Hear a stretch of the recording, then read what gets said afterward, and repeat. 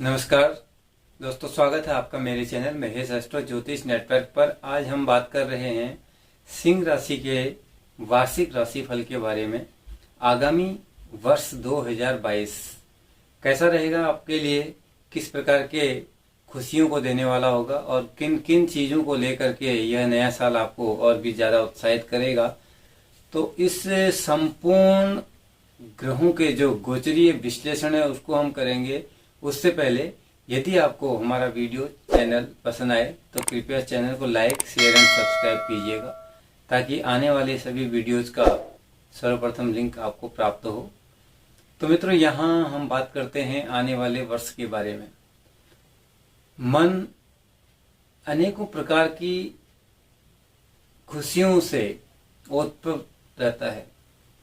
अनेकों प्रकार के विचार, संकल्प, एक आशान्वित ऊर्जा के साथ में हम नए वर्ष का आगाज करते हैं।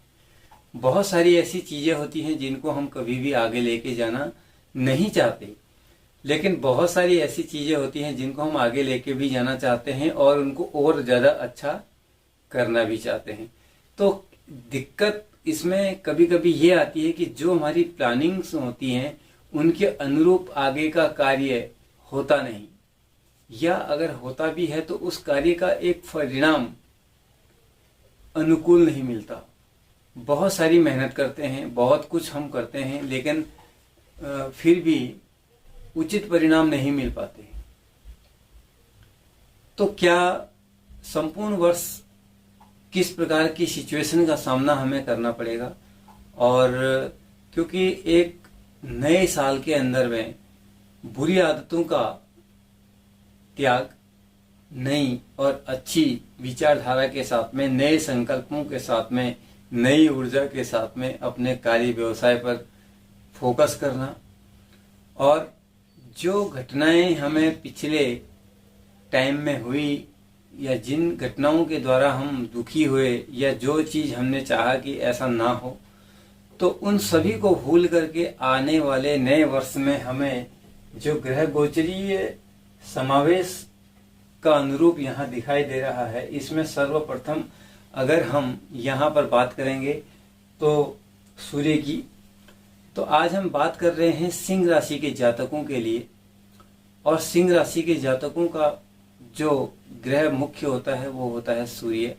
वो हर उनकी राशि का स्वामी भी होता है, और सूर्य सभी ग्रहों का राजा कहलाता है।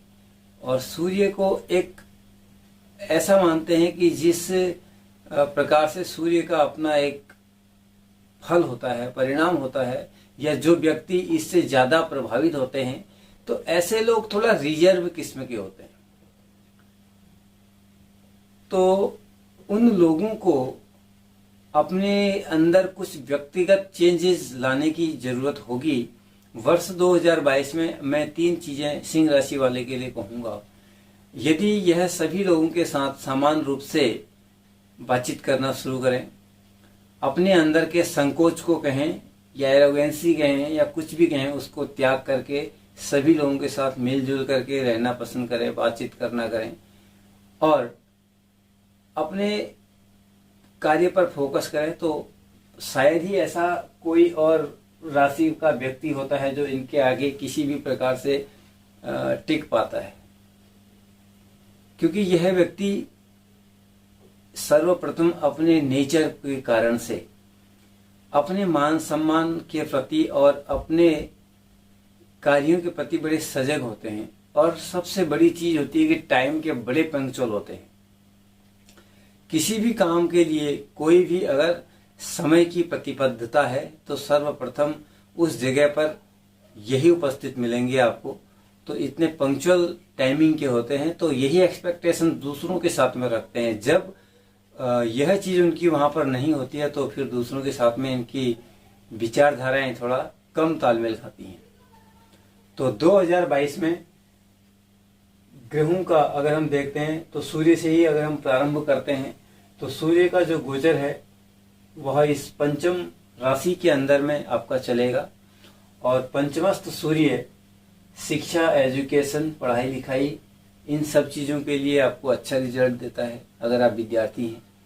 लेकिन यहाँ पर थोड़ा सा शुक्र के साथ में है, तो एक तरीके से हम ये कह सकते हैं कि थोड़ा सा जो प्रेम से संबंधित भावनाएं होती हैं व्यक्ति की, वो थोड़ा रूखेपन में आती हैं, उनमें थोड़ा नीरसता रहती है। यानी कि दूसरे व्यक्ति को, आपके पार्टनर को आपसे कुछ शिकायतें रह सकती हैं, क्योंकि यहाँ पर शुक्र ग्रह सूर्य के प्रभाव से पीड़ित कंडीशन में है। तो जैसे कुछ प्रेम संबंधों के बारे में है, तो प्रेमिका को आपसे कुछ तकलीफें रह सकती हैं, शिकायतें रह सकती हैं। पत्नी को भी इस तरीके की परेशानियां रह सकती हैं कि आप उनके हिसाब से काम नहीं कर रहे हैं या उनको समय नहीं दे पा रहे हैं। यहाँ पंचमस्त सूर्य शुक्र ग्रह के साथ में होने के कारण से, क्योंकि यह मित्र राशि के अंदर में भी है, तो बहुत सारी चीजों के लिए बहुत शुभ संयोग भी यहाँ पर देता है बृहस्पति। जिन लोगों को विवाह से संबंधित समस्याएं बार बार आ रही हैं, या जिन लोगों का विवाह अभी तक नहीं हो पा रहा है, तो यहाँ वह योग भी बनता हुआ नजर आएगा।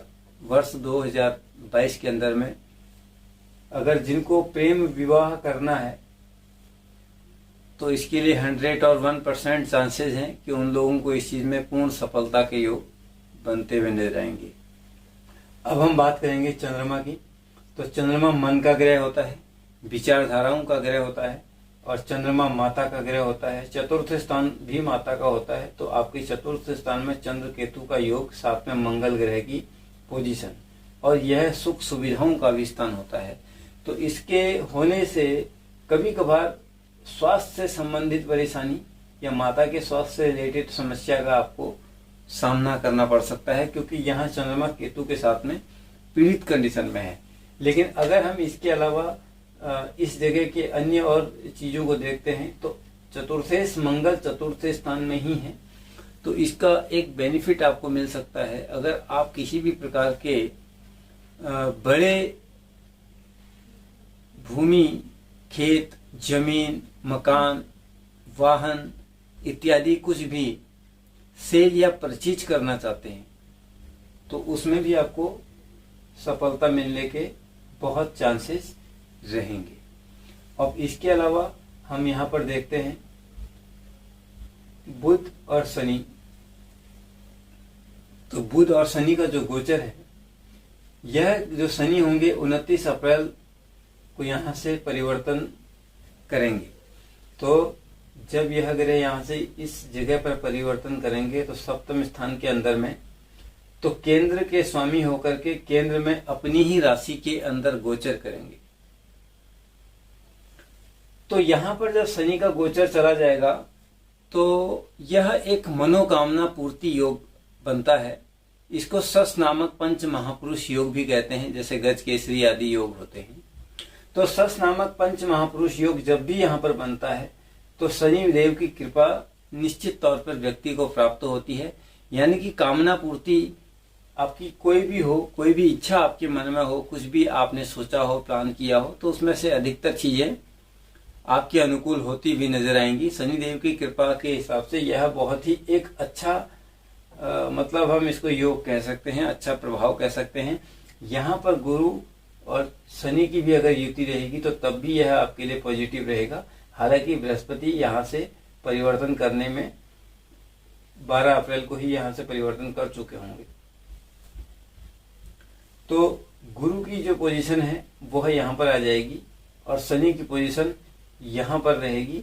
और शनि जब एक बार चेंज करता है, तो वह 2.5 साल तक चेंज करेगा। उसमें से भी शनि वापस से एक बार वापस वक्री होंगे, तो उस समय थोड़ा टाइम के लिए फिर से आपको ग्रह गोचरीय प्रभाव में कुछ चेंजिंग आती हुई नजर आएगी। अब हम बात करते हैं कि जो बृहस्पति हैं, अगर यह अष्टम में जाएंगे तो आपको कैसा प्रभाव देंगे, क्योंकि गुरु यहाँ पंचमे से होकर के द्वादश में होंगे, और आपकी कुंडली के द्वादश भाव में बृहस्पति की ही राशि पड़ती है, तो यह द्वादशेश होकर के द्वादश में ही रहेंगे। तो एक तरीके से हम इसको ये भी कह सकते हैं कि यहाँ पर यह गुरु भी आपको कोई ज्यादा खराब फल नहीं देंगे। इसमें हम ये भी कह सकते हैं कि एक तरीके का अंतिम जो छोर होता है बृहस्पति की राशि परिवर्तन का, उस समय पर जब बृहस्पति पहुंचेंगे तब आपको अधिकतर गुरु से संबंधित कार्य सिद्ध होते हुए नजर आएंगे। जो भी आप गुरु, क्योंकि धन धान्य से संबंधित ग्रह है, शिक्षा एजुकेशन इन सब का भी ग्रह है। अगर आप शिक्षक हैं, पढ़ाने वाले हैं, तो उनमें आपकी जिम्मेदारियों में थोड़ा बढ़ोतरी हो सकती है, आपको रिस्पॉन्सिबिलिटी ज्यादा मिल सकती है, क्योंकि आप उस योग्य व्यक्ति माने जा सकते हैं यहाँ पर। और दूसरी चीज ये होती है कि अगर बृहस्पति आपके केंद्र में भी होते हैं तो तब भी आपके लिए अच्छा ही है, यानी कि केंद्र में आपके गुरु 12 अप्रैल तक हैं, तो 12 अप्रैल तक का जो गुरु का प्रभाव रहेगा कुंभ में सप्तमस्थ गुरु, यहाँ पर उन व्यक्तियों के लिए ज्यादा बृहस्पति फायदेमंद रहेंगे जिनको किसी भी व्यक्ति के साथ में मिल करके कोई पार्टनरशिप से जुड़ा हुआ कोई काम करना है या पार्टनरशिप से संबंधित कोई कार्य उनको करना है, तो उन सब चीजों के लिए आपके लिए गुरु यहाँ पर अच्छे रिजल्ट देंगे आपको। तो वर्ष भर की अगर पोजीशन को देखते हैं तो सूर्य 14 तारीख को यहाँ से परिवर्तन होकर के एक महीने के लिए छठे स्थान के अंदर में आ जाएंगे। जो छठे स्थान में जब सूर्य आएंगे तो व्यक्ति को थोड़ा अपने कार्य प्रणाली पर और अपने तौर तरीकों पर थोड़ा सा ध्यान देने की जरूरत होगी। एक महीना जब भी आपका यह ग्रह चलेगा तो यहाँ छठे स्थान में है। उसके बाद अगर हम बुध की बात करते हैं तो बुध ग्रह जो है मकर राशि में 15 से ही वापस वक्री हो जाएंगे। इसी जगह पर इसी जगह पर जो बुध हैं वह वक्री हो जाएंगे, क्योंकि शनि अभी भी स्वराशिस्थ हैं लेकिन षष्ठ हैं, तो दूसरे में भी कुंभ शनि अपनी ही राशि में रहेंगे, तो यहाँ पर भी अपनी ही राशि के अंदर में शनि आ जाएंगे, तो यहाँ ज्यादा प्रभावशाली माने जाएंगे। और उसके बाद से अगर हम देखते हैं तो मंगल की अगर पोजीशन को देखते हैं तो चतुर्थ स्थान के अंदर में मंगल का जो गोचर रहेगा, मंगल का गोचर चतुर्थ स्थान में केवल 16 जनवरी तक ही रहेगा। तो टोटल बात कर देते हैं हम ग्रहों की, तो आपको कैरियर के लिए मोस्टली ग्रहों का रिजल्ट आपके फेवर में रहेगा। आप कोई भी काम करते हैं, किसी भी चीज से जुड़े हुए हैं, बस उसमें आपको केवल फोकस बना के रहने की जरूरत है और आपको आपके अनुकूल परिणाम प्राप्त होते रहेंगे। स्वास्थ्य में आपको कभी कभार ये जो समस्याएं हड्डियों से रिलेटेड कुछ प्रॉब्लम्स आ सकती हैं, जैसे विटामिन डी इत्यादि का प्रॉब्लम हो सकता है आपको, क्योंकि यहाँ सप्तम में शनि का सप्तमेश होकर के रहना स्वास्थ्य संबंधी समस्याएं देता है। कभी कभार पैरों से संबंधित दर्द या पैरों में प्रॉब्लम्स इसमें रहती हैं कभी, क्योंकि सप्तमेश होने के कारण से इस लग्न के लिए शनि को अगर हम एक मोटे दृष्टिकोण से देखते हैं तो अशुभी प्रभाव में माना जाता है, लेकिन कुछ चीजों के लिए यहाँ पर ये अच्छा फल देगा। अष्टम में बृहस्पति की पोजीशन जब भी रहती है तो फाइनेंशियल केवल लेन देन से रिलेटेड आपको जो सावधानी रखने की जरूरत होती है। यहाँ पर बृहस्पति का प्रभाव आपके धन धान्य से संबंधित कार्यों को पूर्ण करेगा। जो भी आपकी लेन देन से रिलेटेड प्रॉब्लम्स पहले से डिले चल रही हैं या उनमें आपको समस्याओं का सामना करना पड़ा है, अभी आपके साथ में ऐसा नहीं होगा। मोस्टली चीजों को आप धीरे धीरे सॉल्व कर लेंगे। एजुकेशन के लिए हम अगर बात करें तो इसका स्वामी ग्रह पंचमेश जो है वो गुरु ही है, तो गुरु शिक्षा एजुकेशन और पढ़ाई लिखाई का ग्रह है। यदि बृहस्पति को एक दृष्टिकोण से देखा जाता है तो गुरु का मतलब होता है शीर्ष नेतृत्व, बड़ा व्यक्ति या क्षेत्रफल के हिसाब से बड़ा। तो यहाँ पर गुरु आपको एक बहुत अच्छा रिजल्ट देने वाले हैं। और गुरु का जो प्रभाव है, अगर पंचम स्थान के हिसाब से हम बात करते हैं तो अष्टम में है, बट अष्टम एक इस तरीके से ग्रह माने जाते हैं जिनको एक बहुत धार्मिक तौर पर अगर देखा जाए तो धार्मिक गतिविधियों में या धार्मिक सोच में इस तरीके की चीजों में गुरु यहाँ पर बढ़ोतरी करने वाले होते हैं। तो आप कोई इस तरीके की एजुकेशन ले सकते हैं, इस तरीके का पाठ भी कर सकते हैं, या इस तरीके की चीजों में आप अपने को इन्वॉल्व कर सकते हैं, ऐसा भी है। क्योंकि कुछ इस तरीके की पैरा जो एक्टिविटीज होती हैं उनमें आप पार्ट कर सकते हैं। इस तरीके की सिचुएशंस भी गुरु यहाँ पर आपको देगा। और धार्मिक ग्रह होने के कारण से धर्म कर्म में रुचि या इससे रिलेटेड स्पिरिचुअल जो चीजें होती हैं उनको आप अपना सकते हैं। जैसे योगा टीचर है, मेडिटेशन से रिलेटेड है, या ज्योतिष से संबंधित है, कर्म कांड, ज्ञान, इस तरीके की भगवत चर्चा, इन चीजों में किसी भी तरीके की आपको एजुकेशन लेनी हो तो उसमें भी आपका रुझान एकदम से बन सकता है। अब टोटली अगर हम पूर्ण वर्ष की बात करते हैं तो पूरे वर्ष के अंदर में सर्वप्रथम आपको सूर्य से ही आकलन करना चाहिए, क्योंकि मुख्य तौर पर सूर्य हर महीने के हिसाब से आपकी राशियों में गोचर करता हुआ लग्नस्थ पहुंच जाएगा। जिस समय सूर्य की पोजीशन लग्न के ऊपर में आएगी वह समय आपके अधिकतर कार्यों को पूर्ण करने वाला होगा। तो अगर हम यहाँ से देखते हैं तो 14 जनवरी से लेकर के लगभग 14 फरवरी तक यहाँ रहेंगे, और उसके बाद वही एक महीना मार्च तक यहाँ रहेंगे, फिर मार्च के बाद अप्रैल तक यहाँ रहेंगे, अप्रैल से मई तक यहाँ रहेंगे, मई से जून तक यहाँ रहेंगे, जून से जुलाई तक यहाँ रहेंगे, जुलाई से अगस्त तक यहाँ रहेंगे, अगस्त से सितंबर तक यहाँ रहेंगे। यानी कि 15 से 16 सितंबर तक के बीच में सूर्य की जो पोजीशन है वो यहाँ पर पहुंच जाएगी, क्योंकि संक्रांति से संक्रांति चलता है। क्योंकि ज्योतिष शास्त्र के अंदर में सूर्य का बहुत ही बड़ा महत्व होता है। सूर्य संक्रांति से हम लोगों के महीने में परिवर्तन आता है। हम जो हमारा हिंदी भारतीय जो महीना होता है वहाँ संक्रांति से गते चलते हैं, और उन्हीं गतों को, गते जो होते हैं वो सूर्य के एक अंश होते हैं, प्रति अंश सूर्य बढ़ता हुआ जाता है।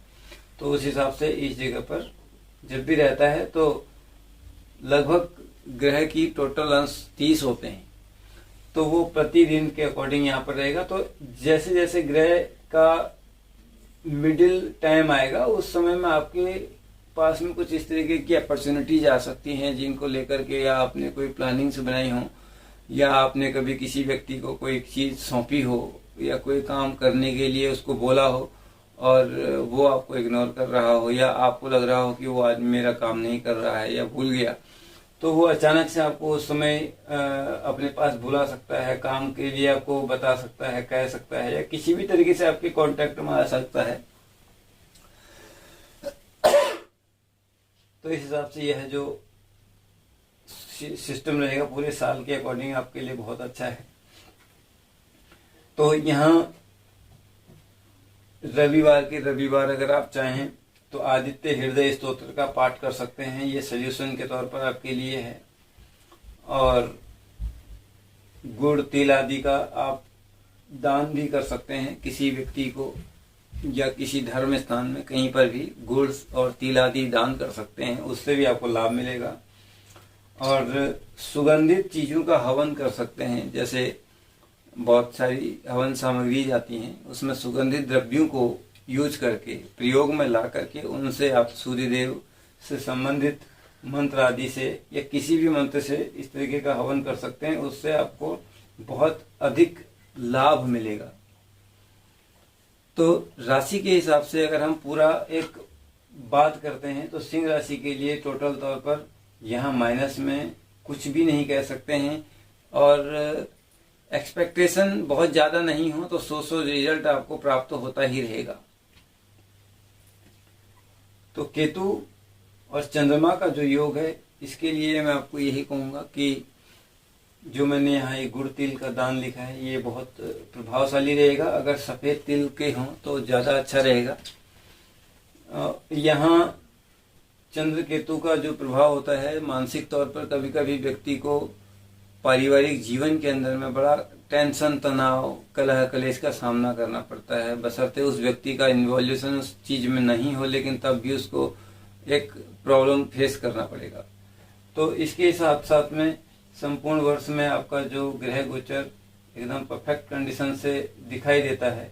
बड़े अगर आप काम करने के इच्छुक हैं तो किसी राजनीति से जुड़े हुए व्यक्ति के संपर्क में रह करके भी आप काम कर सकते हैं, या स्वयं भी इस तरीके की किसी गतिविधि से कनेक्ट हो सकते हैं, जुड़ सकते हैं, क्योंकि यहाँ पर आपके राहु का जो गोचर है ये अभी आया हुआ है और ये चेंज हो जाएगा। राहु भी आगे चल करके अप्रैल के आसपास में राहु का गोचर चेंज होकर भाग्य स्थान में आ जाएगा, तो तब भी कोई बुरा नहीं है।